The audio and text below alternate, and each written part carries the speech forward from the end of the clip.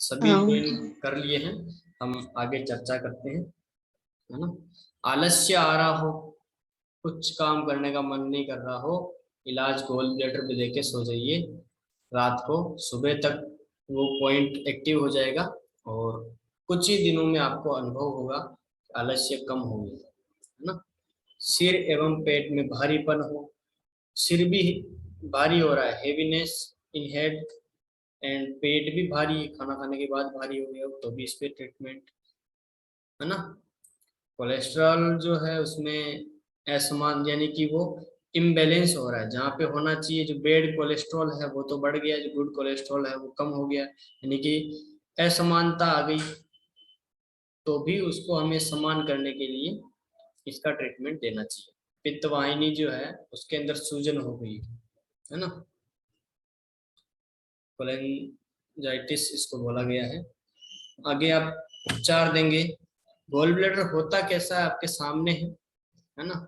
ये लीवर है, इसमें छोटा सा लगा हुआ है गोल ब्लैडर, और इसमें ही आपको एक डायग्राम दिख रहा होगा त्रिभुजाकार। ये त्रिभुजाकार जो डायग्राम है हाथ के हथेली में, ये लीवर है और इसमें छोटा सा बना हुआ है गोल ब्लैडर, ठीक है। तो गोल ब्लैडर की समस्या हो या में इसमें लीवर की हो, आपको ट्रीटमेंट दोनों पे देना है, पित्ताशय और यकृत, या लीवर और गोल ब्लैडर दोनों ही एक ही जगह है। दोनों को ट्रीटमेंट देने में कोई हमें अलग से काम नहीं करना है, थोड़े से चने और लगा दो, थोड़ी जगह पे और एरिया कवर करके उस पर और दबाव दे दो, कोई विशेष हमें अलग से काम नहीं करना है, एक ही जगह पे है। जब आप गोल ब्लैडर पे उपचार करने जाएंगे तो लीवर पे भी थोड़ा सा ध्यान देके उस पर भी कर दीजिए। इंसेक्ट क्रॉसपोंडेंस में आप देखेंगे, क्योंकि ये लेफ्ट हैंड साइड में हमारे ट्रीटमेंट है, फिंगर जो लेफ्ट हैंड साइड की है, तो ये थंब साइड में होगा, ठीक है, थंब साइड में होगा। ओके, ये सेकेंडरी क्रॉसपोंडेंस, इंसेक्ट क्रॉसपोंडेंस के अंदर भी सेकेंडरी होगा, है ना। अगर आप राइट हैंड में ट्रीटमेंट देंगे इंडेक्स फिंगर में तो प्राइमरी होगा। नेक्स्ट, हृदय। हृदय हमारी छाती में स्थित दोनों फेफड़ों के मध्य, बक्स के बाहीं तरफ, तीसरी से छठवीं जो पसली है रिब्स, यानी 3 नंबर रिब्स के आप यहाँ से देखेंगे तो आपके एओर्टा के वहां से भाग आएगा, और 6 नंबर रिब्स देखेंगे तो बेस ऑफ दी, बेस तो ऊपर आता है और एफेक्स यानी नीचे आता है, उसका जो शीर्ष होता है, तो वो 6 रिब्स के पास आपको मिलेगा। वैसे कहते हैं कि चौथे पांचवी में होता है, लेकिन इसमें थोड़ा विस्तार बताया है। किसी का दिल बड़ा हार्ट बड़ा हो सकता है यहाँ तक पहुंच गए, के बीच में स्थित होता है। इसका आकार बंद मुट्ठी के समान, लगभग 5 इंच लंबा, 3 इंच चौड़ा एवं 2.5 इंच मोटा, तथा वजन लगभग 300 ग्राम, ये अलग अलग होता है।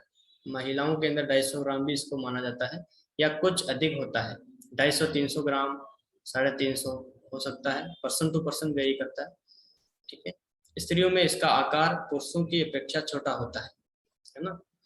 इसके धड़कने की गति, यानी कि ये मिनिमम से मैक्सिमम इसने किया है। अगर आप किसी एक आंसर देना है, एक अगर की में वर्ड में इसको हम यूज करें अंक में, तो वो 72 होगा, यहाँ पे 70 और 75 कर रखा है ना। तो ये भी होगा, यही सही है और वो भी सही है, प्रति मिनट होती है। छोटे बच्चों की धड़कन जो है वो ज्यादा होगी, क्योंकि एक्टिविटी ज्यादा होती है। जब आप वुड एलिमेंट पढ़ेंगे ना, तो वुड एलिमेंट जो यानी कि 1 साल से लेके 12 साल तक की उम्र वुड एलिमेंट का होता है, एक्टिविटी ज्यादा होता है। आप कुछ भी कर लीजिए, कितने भी सीरियस बात करिए बच्चों से, वो चुप नहीं बैठेंगे। 5-4 साल के बच्चों को देखेंगे तो इधर से उधर दौड़ते हुए रहते हैं, उनकी एनर्जी जो है वो एनर्जी लेवल ज्यादा होता है, और उनके हार्ट की जो धड़कन है वो भी 120 बार उसके प्रति मिनट के हिसाब से धड़कती है, ठीक है। तो स्त्रियों का हृदय पुरुषों के हृदय की अपेक्षा अधिक तेजी से धड़कता है। स्त्रियों के अगर पल्स रेट निकालेंगे तो वो थोड़ा सा ज्यादा आएगा। हृदय का प्रमुख कार्य शुद्ध रक्त को शरीर की सभी धमनियों में परिसंचरित करता है, धमनियों में करता है, बाकी आगे का काम धमनियां खुद कर लेती है। एक ही बार हार्ट पंप करेगा, इस प्रकार से लब करके कर दिए, एरोटा के माध्यम से जो आगे ब्लड चला गया, उसके बाद एरोटा जो है जो फूला है वो इस प्रकार से वो गुब्बारे की तरह फूलेगा। फूलने के बाद फिर एक टाइम ऐसा आएगा ना कि वो फिर पिचकेगा थोड़ा सा, तो ये जो वेव है ये आगे की तरफ ब्लड को ले जाती है। तो हर जगह पे ईच एंड एवरी सेल तक हार्ट नहीं पहुंचाता है, वो आर्टरी की वेव बन जाती है, उस वेव की वजह से भी ये पहुंचते जाता है ना। क्या रोग हो सकते हैं, तो वो हम चर्चा करेंगे। उच्च रक्तचाप हो एवं निम्न रक्तचाप, दोनों ही कोई सी भी गड़बड़ी हो, उपचार दीजिए हार्ट पे, है ना। मानसिक रोग जैसे कि हिस्टीरिया हो, निद्रा हो, मिर्गी हो, डिप्रेशन हो, मेंटल डिसऑर्डर हृदय पे ट्रीटमेंट मांगता है। हृदय कपाट संबंधी रोग, बाइकस्पीड, ट्राइकस्पीड, एओर्टिक वाल्व है, पल्मोनरी वाल्व। कपाट यानी कि इसके जो दरवाजे होते हैं खुलते हैं, बंद होते हैं, और एक जगह से दूसरी जगह पे जो ब्लड जा रहा है उसको निरंतरता देते हैं, ठीक है। तो ये जो कपाट होते हैं, ये जो वाल्व होते हैं, इसके संबंधित कोई भी डिजीज हो गया, है ना, यानी कि हार्ट के कपाट मिस्टेक कर रहे हो, कोई बोलते हैं वाल्व डला है मेरे हार्ट के अंदर। वाल्व डलवाने से पहले अगर 2-3 साल जब आपको पता नहीं था, उसके पहले भी अगर कुछ ना कुछ ट्रीटमेंट इस प्रकार से होता तो मेरे ख्याल से ये प्रॉब्लम नहीं होती। तो कहीं ना कहीं से आप इसको एक एज के बाद प्रेशर हमें देते रहना चाहिए, है ना। या फिर योग के स्टूडेंट हैं हम, तो कपालभाति है, अनुलोम विलोम प्राणायाम, ये सब करते रहेंगे तो ऐसी समस्याएं हमें नहीं होगी। ये होता है रीगर्जिटेशन, इस बीमारी का नाम होता है ना। तो यानी कि वाल्व कमजोर हो गए, तो जो ब्लड जो जाना था फोर्स से, वो कपाट बंद नहीं हुआ, तो रीगर्जिटेशन यानी कि वो ब्लड जो है वापस से उस वाल्व के थोड़े लीकेज होने की वजह से वापस उसी चैम्बर में चला जाएगा, जबकि ऐसा नहीं होना चाहिए। उसकी वजह से लो ब्लड प्रेशर की शिकायत आती है। रक्त वाहिनियों का जो कड़ा हो जाना, यानी कि पूरे टाइट हो जाते हैं, स्टेनोसिस, उसका पूरा कड़ापन, स्टिफ हो जाती है, और जब स्टिफ हो जाती है तो वो वेव नहीं बनेगी। रक्त वाहिनियां कौन सी होती है, आर्टरीज, आर्टरीज की भी वेव होती है, और लचीलेपन जितना होगा उनमें उतना ही वो अच्छे से ब्लड फ्लो कर पाएगी, आगे से आगे वो खून को पहुंचा पाएगी, है ना। धड़कन की गति असामान्य रूप से बढ़ना और घटना, एकदम से बढ़ जाएगा पल्स रेट, एकदम से कम हो जा रहा, ये सब उपचार मांगता है अपने हार्ट पे। हृदय की पेशियों का सिकुड़ना, अगर एट्रोपी जैसा कुछ लग रहा है वहां पे हार्ट के अंदर, सिकुड़ रही है मांसपेशियां, तो भी उस उपचार हमें देना होगा, वो हम हार्ट पे देंगे। दिल का दौरा हो गया, हार्ट की एक या अधिक धमनियों में रुकावट, हार्ट की धमनियों में, यानी कि हार्ट की धमनी का नाम क्या होता है, कोरोनरी आर्टरी।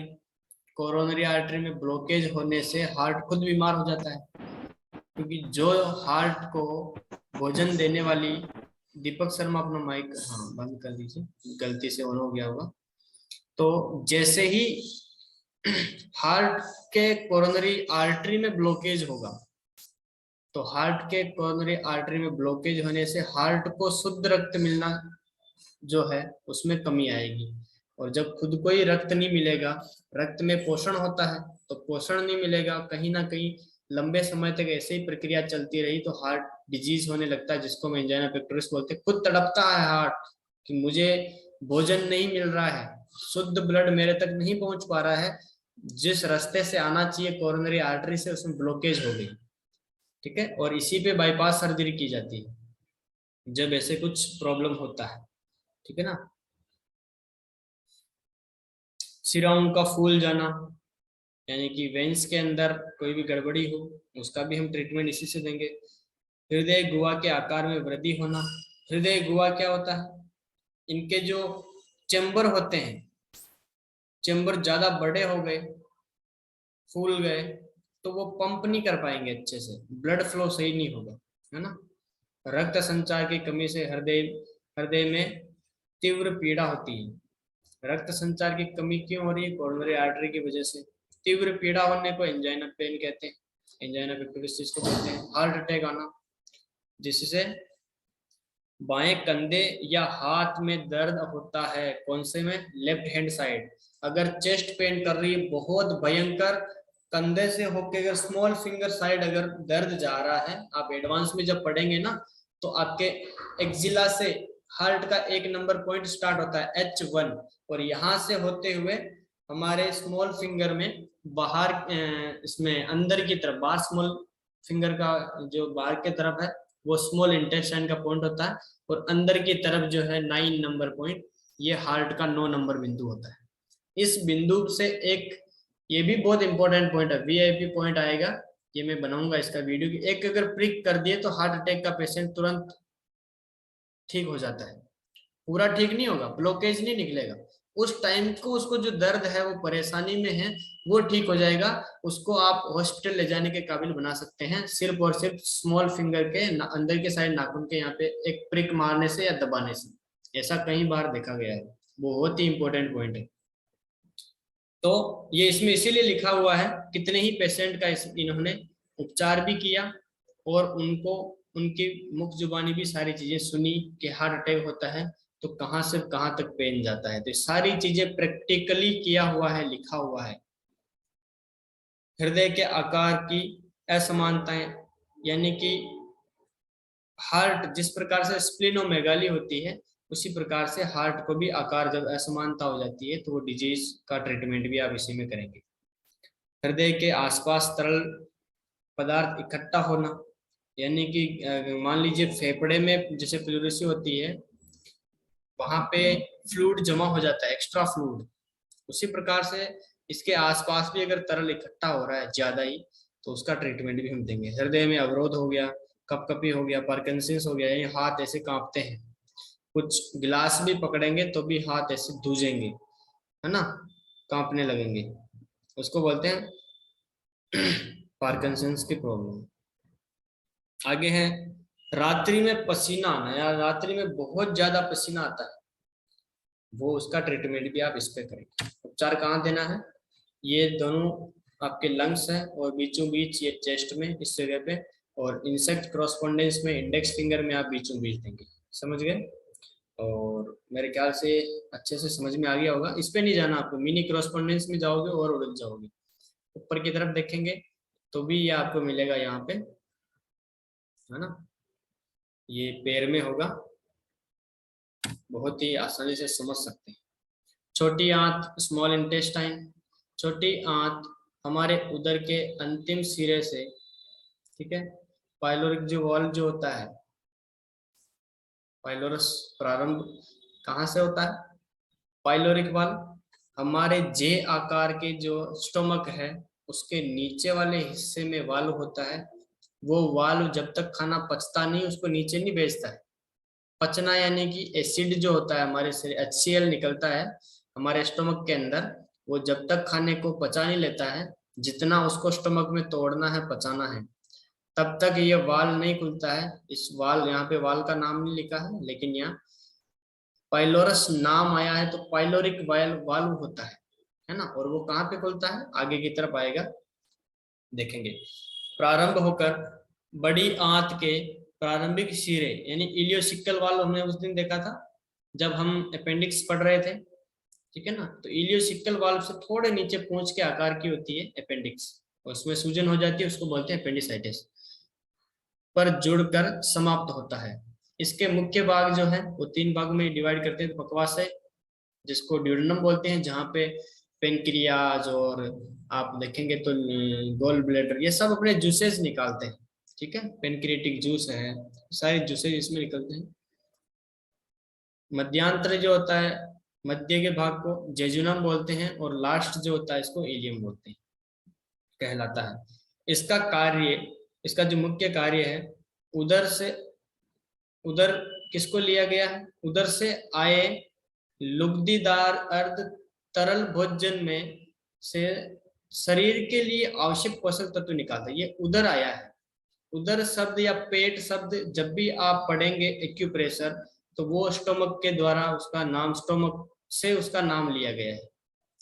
कभी भी पेट दर्द हो रहा है ऐसे रोगी बोलेगा तो उसको स्टोमक को ट्रीटमेंट हम समझेंगे कि उसको आमाशय पे देना चाहिए।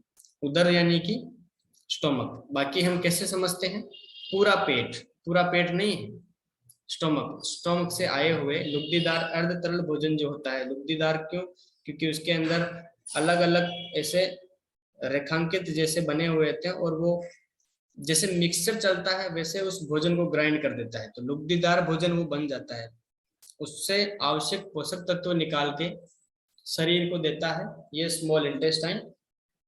एब्जॉर्बिंग कैपेसिटी इसी के अंदर होती है, जो स्मॉल इंटेस्टाइन के अंदर के जो छोटे छोटे जो भाग होते हैं बाल के जैसे, उसको बोलते हैं हम विलाई बोलते हैं उसको। वो छोटे छोटे भाग क्या करते हैं, आवश्यक पोषक तत्व उसको वो एब्जॉर्ब कर देंगे, और इसी प्रकार से पूरे स्मॉल इंटेस्टाइन में एब्जॉर्बिंग कैपेसिटी पूरे जब कंप्लीट रहता है तो सारे पोषक तत्व निकाल लिए जाते हैं। वेस्ट मटेरियल बचता है उसको बड़े आंत में इलियोसिकल वाल्व ये लिखा हुआ ऊपर, इसको खोल के वो आगे की तरफ भेज देता है। ठीक है, इसके रोग क्या हो सकते हैं, छोटी आंत की सूजन,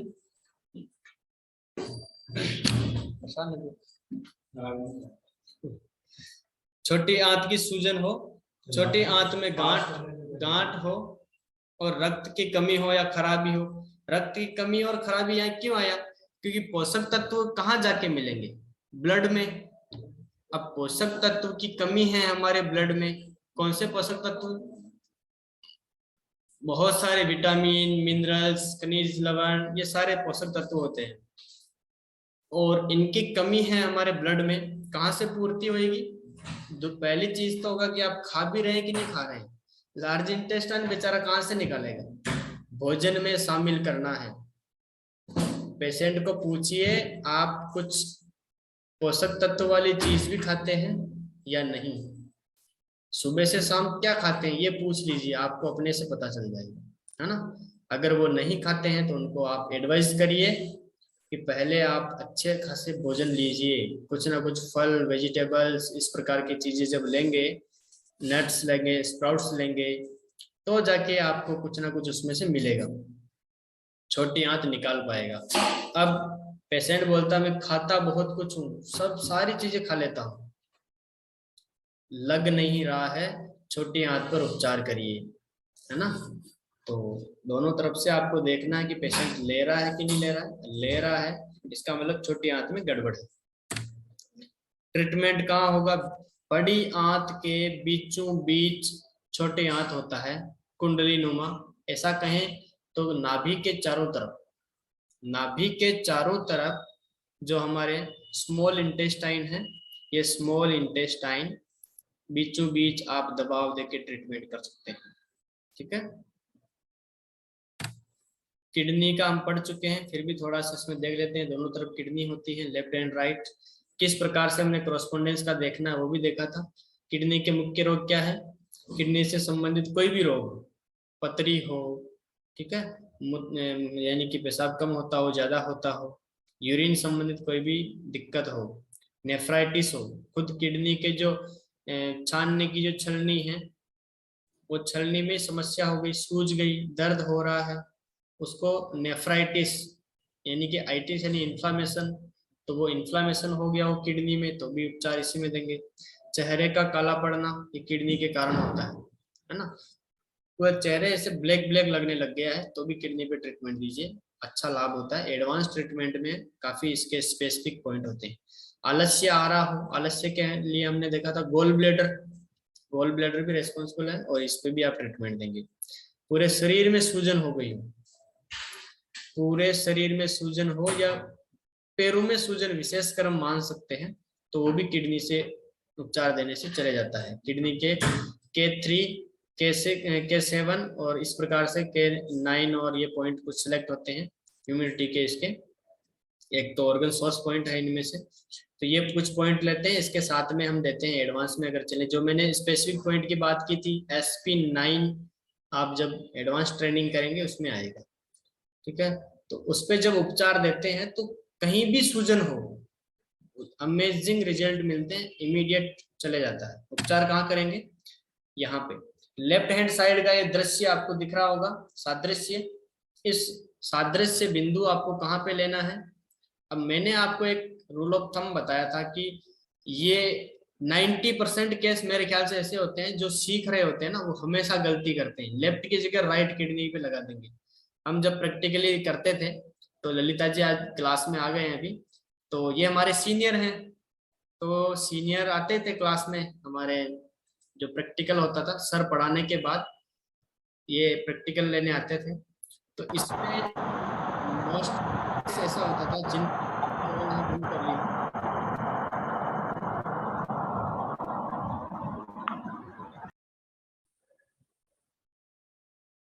सरिता जी माइक ऑन कर लिए थे। तो ये जब आते थे क्लास में तो मेरे ख्याल से ये भी एग्री करेंगे मेरी बात से, मोस्टली ये स्टूडेंट में पाया जाता था कि वो लेफ्ट का राइट कर रहे हैं। ललिता जी आप बताएंगे, लेफ्ट का राइट करते थे? बिल्कुल बिल्कुल बिल्कुल। तो इसका मैंने मिस्टेक हो सरल जाती से। निकाला है तरीका। मैंने क्या बताया था आपको, दो भागों में डिवाइड करना है शरीर को, और शरीर के दो पोस्चर बनाइए आप। मैं यहाँ थोड़ा क्लियर कर देता हूँ, आगे की क्लास अगर बच भी जाएगी तो मैं कल और करवा दूंगा, वैसे भी परसों हो जानी थी, आगे चल रही है कोई बात नहीं। तो आप आपके डायफ्राम से ऊपर जब होगा ट्रीटमेंट किसी ऑर्गन के करने होंगे तो भी लेफ्ट राइट दो भागों में डिवाइड करेंगे, और डिवाइड करने के बाद प्राइमरी कौन सा हिस्सा होगा, हमारे फिंगर साइड। हमेशा याद रखिए, चाहे पेशेंट हाथ ऐसे करें, ऊपर करें, नीचे करें, आप ट्रीटमेंट लेट के करें, बैठ के करें, खड़े होके करें, रास्ते में चलते हुए करें, एक चीज रूल ऑफ थंब याद रखिएगा, प्राइमरी ट्रीटमेंट उसी जिस हाथ में इलाज कर रहे हैं उसके प्राइमरी ऑर्गन का होगा हमारी फिंगर साइड। डायाफ्राम से ऊपर की कोई भी समस्या है, और जब हम डायाफ्राम से नीचे की तरफ जाते हैं अपने हथेली की तरफ या शरीर में कोई भी समस्या हो, उसमें आपको फर्स्ट दो फिंगर लेनी है, यानी कि इस हथेली को दो भागों में डिवाइड कर देना ऐसे। ये देखिए, ये दो भागों में डिवाइड कर दिए, और डिवाइड करने के बाद जितना पार्ट आपको दिख रहा है इसी प्रकार आपके जो बॉडी है उसको भी दो भागों में बांट दीजिए। और आप लेफ्ट में ट्रीटमेंट कर रहे हैं तो लेफ्ट के आधे ऑर्गन है वो उसमें प्राइमरी में उस तरफ आप ट्रीटमेंट देंगे। तो ये फॉर्मूला आपको बैक साइड में भी यूज करना है, क्योंकि आपकी किडनी आपके हिंड साइड तो सामने है और यांग साइड पीछे है। इस प्रकार से जब हम इलाज देंगे तो लेफ्ट किडनी का इलाज लेफ्ट में होगा और राइट का इलाज राइट में होगा। अगर हाथ हमने घुमा दिया, देखिए ये वाला मेरा लेफ्ट किडनी है, अब मैं हाथ घुमा रहा हूं, देखना किधर आ गया मेरे, राइट साइड आ गया ना। तो ये उल्टा होता है, इसीलिए आपको टू फिंगर या फिर आधे शरीर को डिवाइड करने का ये फॉर्मूला हमेशा याद रखना है, चाहे हाथ टेढ़ा हो कैसे भी हो। बस एक चीज आप रूल ऑफ थंब ये हमेशा याद रखिएगा, ठीक है। तो हम किडनी के देख चुके हैं क्या क्या बीमारियां होती हैं, उनमें उपचार देंगे हम। तो यहाँ पे आपको स्मॉल फिंगर, रिंग फिंगर और मिडिल फिंगर और अपने इंडेक्स फिंगर, इन दोनों के बीच जब हम ऊपर जाएंगे मेटाकार्पल बोन पे तो दो गड्ढे मिलेंगे ऐसे, है ना। ये दोनों गड्ढे में जब आप उपचार करेंगे तो वो किडनी का उपचार होगा। प्राइमरी सेकेंडरी आप समझ गए हैं।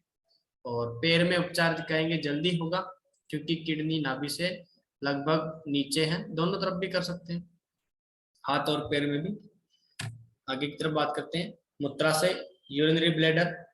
ये हमारे उदर में नाभि के काफी नीचे पेल्विक गुहा में एक थैलीनुमा, थैलीनुमा क्यों होता है, थैलीनुमा नाम क्यों दिया, एक बैग, थैला, थैले का काम क्या है, कैरी करना। तो ये हमारी यूरिन को कैरी करता है, इसलिए थैलीनुमा संरचना होती है, ठीक है, और उसको स्टोर करने का काम करता है। तो अगर पथरी की समस्या हुई, मैंने कल बात की थी, पथरी की समस्या हुई, ऐसी कोई भी यूरिन से संबंधित, किडनी से संबंधित कोई भी रोग हो, अगर कॉरस्पॉन्डेंस लेवल पे ट्रीटमेंट करना दोनों ऑर्गन का करिए, बहुत अच्छे रिजल्ट मिलेंगे। इसका कार्य किडनी द्वारा भेजे गए रक्त जल यानी कि मूत्र, रक्त से जल निकाला हुआ रक्त जल, ब्लड प्योरीफाई करने के बाद ही यूरिन का फॉर्मेशन होता है, जो कि किडनी करता है, जिसको रक्त जल कहा है, ब्रैकेट में है। मूत्र को अपने थैले में एकत्रित करना तथा पूरी भर जाने पर इच्छा अनुसार उसको बाहर की तरफ, मूत्रेंद्री जो होती है, अपनी इंद्री होती है, उससे बाहर की तरफ एक्सक्रेट कर देते हैं, उत्सर्जित कर देते हैं। मुख्य रोग प्रोस्टेट की ग्लैंड जो है अपनी प्रोस्टेट ग्लैंड, उसमें कोई दिक्कत हो, मूत्राशय की हो, मूत्रवाहिनी में कोई भी समस्या हो, इन्फेक्शन हो गया हो, है ना, तो वो सारे ट्रीटमेंट आप देंगे इस जगह पे। मिडिल फिंगर, रिंग फिंगर, इन दोनों के बीचों बीच यूरिनरी ब्लैडर होगा, पैर में देंगे। ओके, और इंसेक्ट कॉरस्पॉन्डेंस बहुत ही आसानी से आप लगा सकते हैं। चलिए, थैंक यू फॉर लिसनिंग, इतने अच्छे से आपने सुना और क्लास को अच्छे से किया, इसके लिए बहुत बहुत धन्यवाद। तो आप में से अभी तक किसी को कुछ समझ में नहीं आया हो, कोई भी क्लास हो, फर्स्ट सेकंड थर्ड या अभी सेवंथ एट जो भी हो रही हो, किसी भी क्लास से कोई भी आपको कुछ भी चीज समझ में नहीं आया हो, मैं समझाने में असमर्थ रहा हूँ, आपको समझ में नहीं आया हो, नेटवर्क की प्रॉब्लम हो, कुछ भी रहने दो, आप सवाल करिए, हम जवाब देंगे। और अगले 5 दिन के लिए हम ग्रुप डिस्कशन करेंगे। ग्रुप में ललिता जी और मैं कुछ सवाल बनाएंगे, वो आपको देंगे, उसका जवाब आपको हाथ में प्रैक्टिकली करना है। आज भी हम प्रैक्टिकल करेंगे थोड़ा, जैसे कि मेरे पास टेप और सीड है, तो आप देख रहे होंगे ये मेथी का एक दाना मैंने इस पे चिपकाया हुआ है ना, आसानी से दिख रहा होगा। तो ये मेथी का दाना मैं किसी एक ऐसे, मेथी के दाने जितने ऑर्गन के लिए अगर ट्रीटमेंट कर रहे हैं तो मेथी का दाना यूज करेंगे। और बड़ी चीज है, बड़ा एरिया है, ज्यादा है, तो उसको बड़े से आप ट्रीटमेंट करिए। कहीं पे डीप है ना, यानी कि मांसल भाग ज्यादा है, तो वहां पे आप चना या और कुछ यूज करिए। 10 मिनट मीटिंग और चलेगी, नोटिफिकेशन आ चुका है। तो आप वहां पे ट्रीटमेंट किससे करेंगे? चने के दाने से। जी ममता कुछ कह रहे हैं? सर अगर हाथ की हथेली हो या पैर के तलवे में प्रॉब्लम हो और इंसेक्ट सिस्टम से ट्रीटमेंट करें तो कहाँ करेंगे? बिल्कुल बिल्कुल, बहुत ही अच्छा सवाल किया, बहुत अच्छा सवाल किया।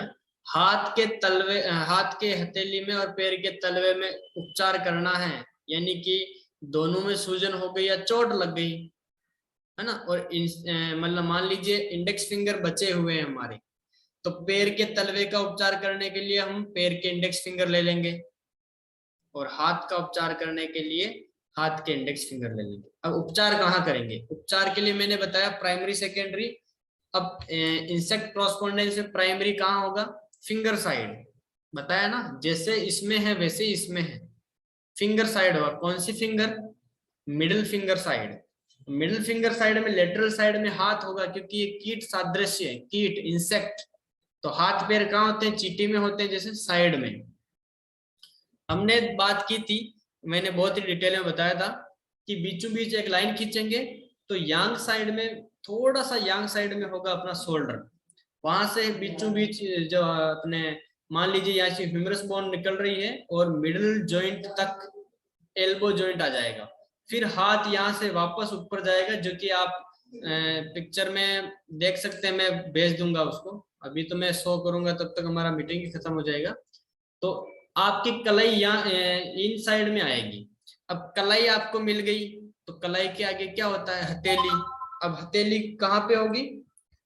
कलाई से थोड़ा आगे, तो उसको भी आप डिवाइड करिएगा, उसको डिवाइड करिए। और भी आप हथेली को कौन से हिस्से में लगी है? मान लीजिए ये 3 फिंगर जो आपने, middle finger, ring finger, small finger, इसके सीध में ये पूरी हथेली जल गई है, या मान लीजिए चोट लग गई, बहुत भयंकर दर्द हो रहा है, अब हम कहाँ इलाज करें?